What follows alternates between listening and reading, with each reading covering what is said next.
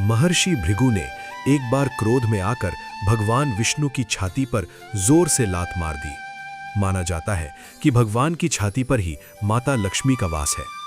इस अपमान से आहत होकर माता लक्ष्मी बैकुंठ छोड़कर पृथ्वी पर आ गईं। यहीं से शुरू होती है तिरुपति बालाजी की अद्भुत कथा।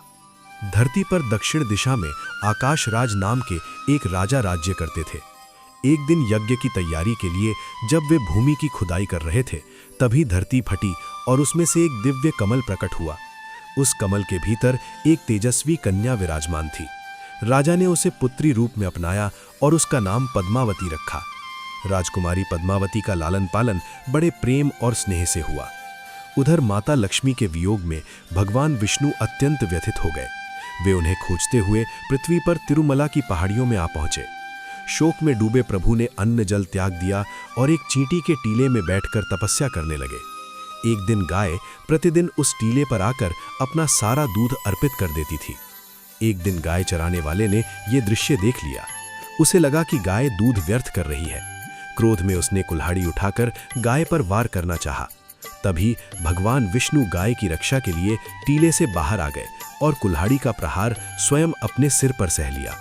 उनके सिर से रक्त बहने लगा और उस स्थान के केश सदा के लिए झड़ गए। भगवान को घायल देखकर उनकी परम भक्त नीला देवी से ये दृश्य देखा न गया। उन्होंने तुरंत अपने सुंदर और घने केश काटकर प्रभु के घावों पर अर्पित कर दिए। प्रभु के सिर पर वे केश सुशोभित हो गए।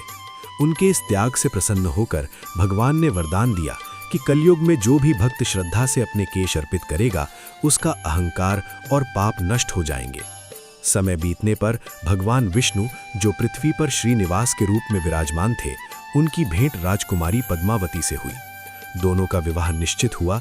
विवाह अत्यंत भव्य होना था, इसलिए श्रीनिवास ने धन के देवता कुबेर से विशाल ऋण लिया। मान्यता है कि तिरुपति बालाजी मंदिर में जो असीम धन और सोना चढ़ता है, वो उसी ऋण को चुकाने के लिए है। ये कथा हमें भक्ति, त्याग और समर्पण का संदेश देती है। अगर आप भी भगवान बालाजी के सच्चे भक्त हैं तो कमेंट में लिखें जय गोविंद।